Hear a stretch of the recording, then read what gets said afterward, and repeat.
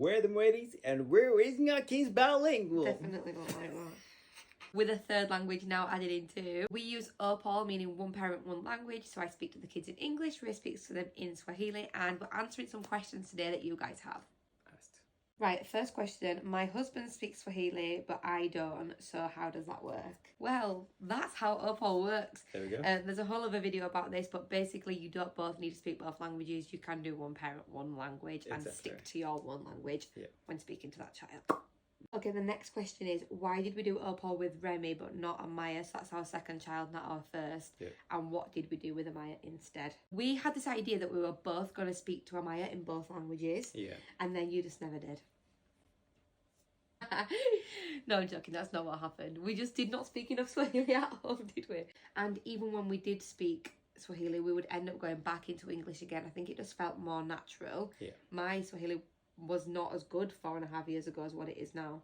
So there was that too. When you think of outside input, we're speaking English and Swahili at home. English quickly became the dominant language. Yeah, that's it. So also the emotional side of it, I think, like for me, Swahili being my third language, it was hard for me to talk to my newborn baby in that language when some of the words that I wanted to say and to truly express the emotions that I feel didn't come naturally to me in Swahili. Yeah. And I think they were a little bit with that of you as well, weren't they? Yeah. So now with Remy, the expectation is set, isn't it? That he speaks to you in Swahili and he knows that you will speak to him in Swahili. Yeah. Whereas with Amaya, she knew that she could always get away with speaking English because we spoke both as well. Yeah. Which kind of leads on to the next question, because people have asked about the differences in language development between the two. Yeah. Remy's just turned 19 months old. Do you remember what Amaya's speech was like at 19 months? Wasn't that when you asked her what the capital of Kenya was? Yeah, she knew so much by that point. Her language was already so developed. Yeah. And do you know what? Remy's language is very developed too. It is kind of hard to compare, and I am going to have to look back at some more videos to truly compare. I want to say maybe Amaya's speech was a little bit ahead of where Remy's is now. Yeah. But Remy can say a lot of words in Swahili as well, and Amaya couldn't. So it's kind of hard to make that comparison. Both of them are way ahead of their age. They've both met milestones early in terms of speech and development. So it definitely hasn't caused any kind of delay. Also, you've got to account for the individual differences between boys and girls and each child as well. Yeah. Has Amaya's Swahili improved since Remy was born? 1,000,000% yes. She asks more questions. I will make a conscious choice to say, right, Amaya, do you know what this is? I've also noticed you speaking to her in Swahili more now as well. Yeah. Now that she's becoming more comfortable with it, because she's internalising like every conversation that you guys have. Yeah. So it definitely is helping, isn't it? Yeah, it is, definitely. She understands a lot now. No, all these little songs like Bata Wadogo Wadogo. Yeah, she's actually understanding a lot more from it, and those are like just building those little networks, because it's nice for her and Remy to just sing it amongst each other now. So that's cute. Yeah. Next question is OPOL the only way to achieve bilingualism? No, it's definitely not the only way. It's just in our experience, we do think it is the better way. Like, it's effortless for children to learn language for the first time. So you might as well teach them two at once if you can. We have a direct comparison now as well between trying to teach both languages, both parents speaking at the same time versus one parent, one language. And we can definitely tell the difference between the two. Yeah. I couldn't speak a second language until I was, like properly, like 15, 16. So it's not necessary that you learn it at birth. It just is so much easier if you start young. Yeah. Next question. Do you exaggerate language or repeat more because we're using OPOL? I think we do this because, for example, if I'm introducing a new word to Remy in English, I realise that you also tell him what it is in Swahili. Yeah. And I think the same thing other way around as well. If you're teaching him something in Swahili and I think he's probably never heard that word before, I will also say it in English, so that he's having that dual input and learning that there are two, obviously more, words for the same thing. Exactly, yeah. So lovely to see, because as soon as you say it, so let's say you say chair, then let's say kitty, you'll see him like stop and then repeat it. Yeah. Sometimes he chooses one language to repeat, doesn't he? But then you realise that he has learned it because he says both of them in the right context. Yeah. Although I wouldn't say we massively like over-exaggerate language. We just do what we would normally do in one language, and that's our way of teaching our children. Yeah. Someone said, what do you do if they don't understand a word that's being said in one language? I actually have tried to do this. If I think that Remy doesn't understand what you've said in Swahili, I'll try and tell him in English, but sometimes I think it's just a bit of selective hearing from our 19-month-old baby. I know. Like, because you'll say something else straight after that, and he'll respond to it. So it's like, He's just choosing how he wants to behave. exactly. Yeah. If this happens and they genuinely don't understand, you just do what you would normally do in English. So if you can't think of the exact word of something, you would describe it or you would show it. Yeah. Here. Yeah. That. Here. Somebody asked if they could, can you do OPOL at home and then just leave English to school and the outside world? Yeah, absolutely. Especially if you live in an English-speaking country. Yeah. They're going to learn English. English is everywhere in the world, isn't it? Exactly. So, but another way to introduce a third language, if you wanted to, you could do OPOL like we do, and then you could have a communal language. So let's say there were another language that we both speak. We could speak that as a family. So, for example, this couple said that they speak Swahili and Gujarati. Yeah.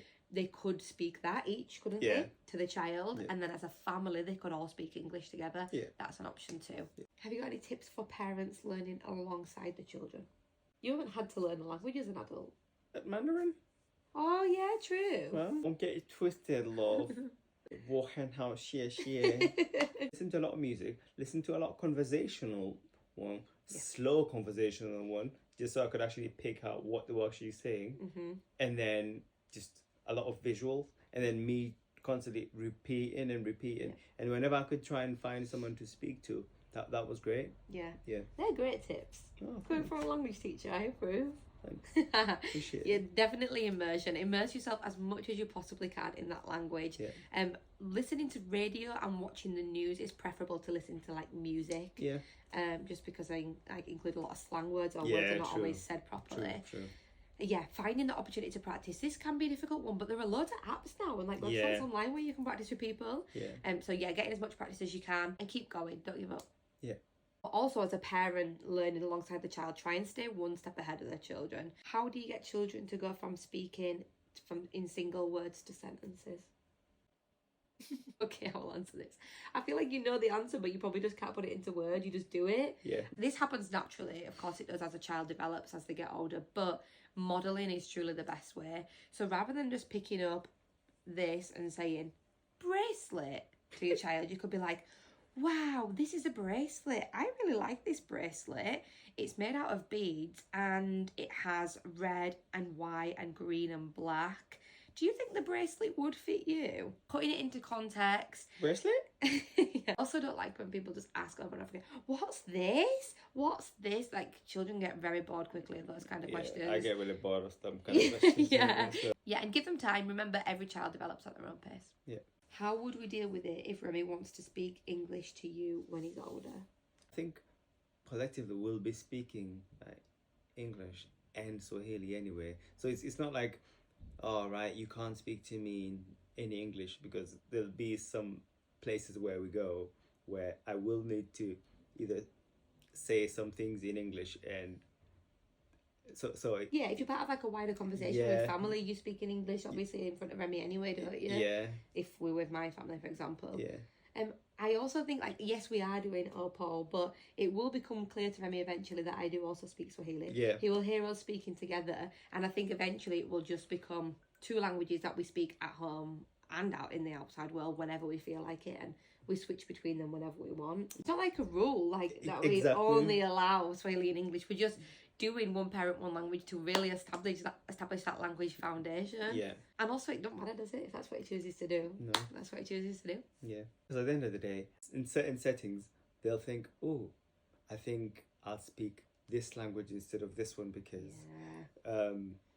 They'll start to see how they can use it to their advantage. Exactly. So I think children are very smart, very intelligent, and they know what to do and how to play. Yeah. So which kind of leads into the last question, which is about confusion between different languages. Yeah. Honestly, we don't give kids enough credit for just how clever they are. They do learn very quickly how to distinguish between the languages.